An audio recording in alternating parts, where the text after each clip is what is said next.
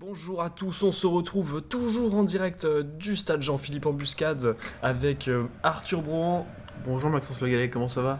et ça va super et vous? Ah bah ça va très très bien, là on est au top du top, là. Une petite finale, remake de 2020, puis finale. Ouais, Puis finale, hein, quand on saura déjà qui est troisième, peut-être Brouhan pour ce sera changer, la pour changer. cinquième année consécutive. Ouais. Ce serait en tout cas Tanguy, oula, alors Tanguy qui joue les yeux fermés, et Arthur qui s'est pas arrêté de jouer, enfin qui s'est arrêté de jouer au mauvais moment. une Tanguy qui sous la pression a décidé d'adopter une technique blindfolded comme on dit dans le milieu. Mais qu'il abandonne très très vite. Qui avait pris le point sur cette erreur de Brohan, mais Brohan qui arrive quand même à prendre la manche. Bon, euh, pas très, un peu injuste, mais bon, C'est comme ça. c'est les dures lois du Shifumi. Et on voit que à l'arbitrage, hein, ni le galet ni le boss ne sont présents hein, car ils se préparent psychologiquement et physiquement surtout pour cette finale qui sera donc en 5-7 gagnant et qui s'annonce d'une intensité assez folle. Rappelez-vous, mon cher Maxence, le match de Tanguy contre Sébastien où il regardait la main de l'adversaire. Là, à l'inverse, il regarde les yeux. Qui, Hein, Tanguy qui adopte un regard féroce. Mais Bran ne fléchit pas et reste bien concentré hein, sur la main de Tanguy. Et là, l'appui qui fait des victimes hein, chaque année, on le rappelle, au sein des arbitres les arbitres qui demandent d'arrêter de jouer, mais les deux sont encore à fond. Victoire de Tanguy, je crois. Oui, on entend la régie qui annonce, grâce au vidéo arbitrage, quand les arbitres ne sont pas concentrés. Donc 1-1 dans cette petite finale. Nous avons évidemment notre favori, Arthur Brohan, mais attention tout de même à ne pas sous-estimer Tanguy Pasquier, que l'on surnomme l'astronaute dans le milieu. Et oui, l'astronaute, car c'est à notre connaissance le seul joueur de Shifumi professionnel à être jamais allé dans l'espace. Privilège assez remarquable, hein, si je puis dire. Et on ne sait pas à quel point cette expérience a été formatrice hein, pour ce jeune joueur des Cannonballs de Normandie. Peut-être cela lui a-t-il fait réaliser certaines choses à l'égard du Shifumi qui lui permettent d'être plus à l'aise en tout cas dans ce jeu, même si Brouhan montre sa supériorité. Ça n'impressionne pas le joueur de Quimper qui prend son set et qui prend son point. Attention quand même au moral de Tanguy Pasquier. En tout cas, les deux joueurs hein, sont concentrés. Ils ne lâchent pas des yeux leur cible, hein, que ce soit la main de l'autre ou les yeux de l'autre. J'ai l'impression que Arthur Brohan connaît le pattern de Tanguy. En tout cas le pattern de départ, parce qu'ils se sont déjà affrontés. Hein. Et oui, c'est un classico. La petite finale Brouhan-Pasquier. Bon, à Brohan qui est au-dessus, hein, ça se voit. C'est vrai qu'il ne lâche rien et il affirme son jeu, mais un petit 3-0 de la part de Tanguy, là, qui peut-être changer la donne. 2-1 pour Brohan, 2-2, attention. 3-2 pour Pasquier. Pasquier qui va peut-être revenir 3-7-2 ou pas. Et bien, c'est tout à fait surprenant de la part de Tanguy qui part hein, sur une technique agressive à la Sébastien Poncelin. On est sur un match de... Oui, voilà, ça y est. C'est une victoire, une troisième place. C'est incroyable, bravo à lui. Il a réussi à dominer son adversaire comme il l'a fait en 2020. Et à prouver qu'il est effectivement hein, le troisième joueur mondial Ouais, là il le confirme bien. du Shifumi. Arthur Brohan là-dessus. On va donc passer rapidement à la finale, enfin, tant attendu. Finale hein, qui opposera donc ceux qu'on ne présente plus, Carl Lubos, champion du monde 2020. 2019, Carl Lewis. 2019, pardon. Grand joueur, issu de sa lignée de grands joueurs également. Et le Galet, le joueur des Bluebirds, double champion du monde, lui, champion du monde en titre. Ouais.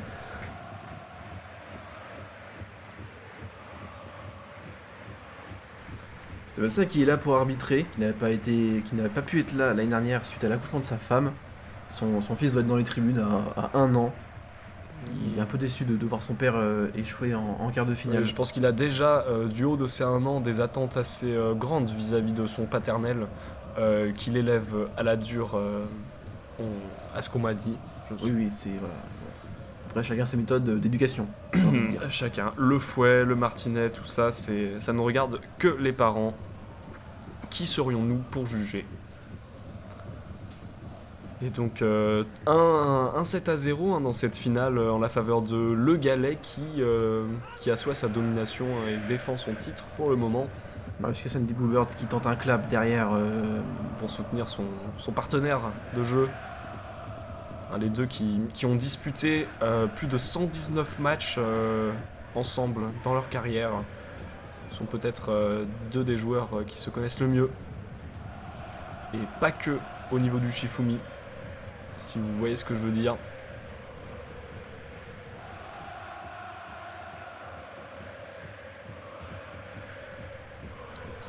Notamment ce qui a pu tomber dernièrement, l'affaire de la sextape. La fameuse affaire de la sextape entre le Galet Cassagne qui fait débat et l'implication de Van Berghem là-dedans n'arrange pas les choses. On a bien sûr, de toute façon, voilà, Maxence Le Galet on connaît pour ses apparitions tendues en public. Et des propos relativement sujets à controverse, notamment dans l'affaire du Minnesota Gate, oui. Effectivement, tragique affaire qui, selon lui et son club, n'a aucun rapport avec lui. Cela ne l'empêche pas, en tout cas, d'être un excellent joueur de Shifumi qui a été formé par les meilleurs incubateurs. On rappelle la formation d'élite pour les jeunes talents du Shifumi, ce qui repère assez vite de jeunes joueurs prometteurs. Et le Galet en faisait partie et le prouve actuellement, comme il a pu faire les années précédentes. L'incubateur qui avait tenté de recruter Marius Cassagne mais malheureusement, Cassagne étant relativement souple, il avait échappé aux pinces de l'incubateur et avait continué de se former au street Shifumi dans les favelas corses, avant d'être recruté ensuite par les éléphants de Nantes. C'est ça. Puis de changer de club pour les Bluebirds quand le Galet, son ami d'enfance, l'avait appelé à le rejoindre. Mais reconcentrons-nous sur cette finale. Maxence Le Galet qui vient de prendre son 3e set. Nous débutons donc un set de match pour le Galet. Pas du tout, c'est en 5. 2-7. Il y a encore de la place pour une remontada du côté de Karl, car rien n'est joué. Le Shifumi, c'est un sport dans lequel il ne faut pas jeter les dés trop tôt avant d'avoir poussé la peau de mémé dans les orties. Et c'est ça qui est beau dans le Shifumi. Et les supporters des deux côtés qui crient leur amour du Shifumi, mais pas seulement, leur amour de la beauté de Karl en particulier. C'est un peu... Alors, attention quand même au geste de Le Galet qui, en plein match, décide de changer de tactique. Pourtant, le tacticien, il n'a pas été très malin sur ce coup-là, mais bon, l'arbitre l'a vu en tout cas.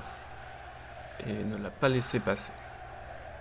Donc là, il peut. Donc il démarre une nouvelle manche, il a le droit de... Voilà. Il est interdit de changer au cours d'une même manche de façon d'appeler son signe. Mais cela n'a pas joué en sa faveur puisque Karl réussit à décrocher ce 5e set. Le Galet qui c'est important, hein, le vent pour la feuille, on sait jamais... il faut pas placer, il faut anticiper le vent et donc placer sa feuille plus à gauche ou plus à droite en fonction de son intensité afin de rester au-dessus de sa main. Car Oui. on le rappelle, non. Il faut rester dans l'axe des deux joueurs. Hein. Il est interdit de mettre sa main sur le côté. Et c'est ce que vient de faire le galet. D'ailleurs, justement, non, c'est pas accepté. Il tente de déstabiliser son adversaire. Ouais, non, c'est.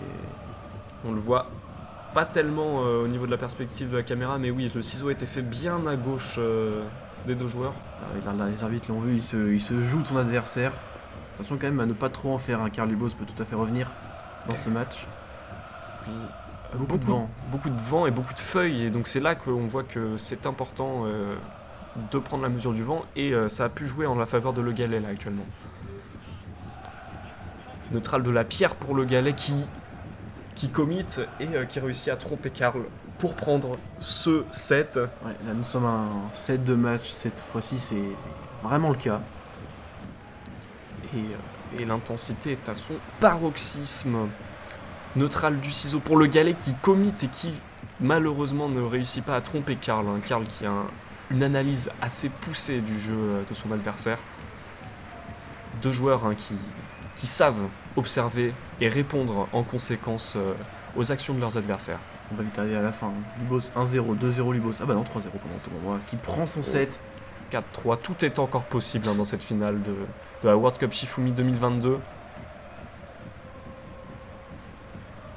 Pour Maxence qui prend la feuille, qui a vu que le vent avait cessé et qui a profité de ça pour prendre son point face à Lubos. Lubos qui fait la même chose qui se exactement. défend, effectivement. Les deux joueurs savent s'adapter à leur environnement. Ils ont tous les deux été entraînés dans des environnements assez hostiles, que ce soit le désert du Nevada pour Le Gallais ou bien la forêt amazonienne pour Lubos, qui a passé 2 ans et demi à se former auprès des descendants Inca et qui a tiré Attention, un grand profit. On va faire de faux départ. On va partir pour peut-être le point final de Maxence Le Gallais. 1-0, 2-0. Malheureusement. Qu'est-ce qui s'est passé dans les yeux de Le Gallais? C'est la victoire. C'est la victoire, pour Le Gallais qui vient prendre son troisième, ce 5e set et c'est sa 3e compétition, sa 3e coupe. Ce 3e titre de champion du monde. Et oui, il vient Le premier à le faire. câliner son ami d'enfance, Marius Cassagne. Forcément, les deux font partie de la même équipe. Alors, qu'avons-nous vu dans les yeux de Le Gallais là? Et je crois que c'était relativement étrange. Beaucoup d'intensité dans ce regard. De l'énergie même, je dirais. ouais, là c'était waouh, impressionnant. J'ai rarement vu quelque chose de tel. Et donc on se dirige vers une remise des prix. Hein. En 3e place, Arthur Brohan, Stos de Quimper, son partenaire Karl Lubos en 2e place, et effectivement Maxence Le Gallais des Bluebirds. Est-ce un avion? Est-ce un oiseau? Eh bien oui, et il est bleu, celui qui gagne la coupe aujourd'hui. Ouais, ce sont les Bluebirds qui sont mis à l'honneur aujourd'hui sur ce podium. Ce sont les Stots qui sont le plus représentés, même si la première place revient à un Bluebird. Et c'est un beau podium, un podium à l'image en fait du classement général, oui, puisque c'est vrai. puisque Est-ce qu'il y a déjà eu ce podium? Oui, bien sûr, en 2018. Et ce même podium. Effectivement, oui. Non, d'ailleurs, non, Karl Non. était arrivé dernier. En 2018. Ah oui, non, pardon. On a déjà eu un podium inversé entre Lubos et Karl, et donc cette magnifique coupe Bravo à lui. C'est qui magnifique. sera brandie hors cadre. L'histoire, elle est belle, en tout cas. L'histoire est belle et elle se répète, mais elle n'est jamais terminée. Nous vous remercions d'avoir visionné cette compétition, cette saison avec nous. Et oui, ce fut un honneur et un plaisir de partager ce commentaire avec vous, Arthur. C'était incroyable de mon côté aussi. Ça m'a fait incroyablement de bien de voir tous ces Shifumistes réunis, toutes ces franchises, des beaux matchs. Tout ce qu'on aime dans le Shifumi, la C'est diversité, l'implication, la motivation. Et eh bien, on espère que l'année prochaine sera encore meilleure. Et, Espérons. et c'est sur ces mots qu'on va vous laisser. Vous remercier encore une fois. Merci à vous, ce fut un plaisir. Ciao, bye. Ciao, bye.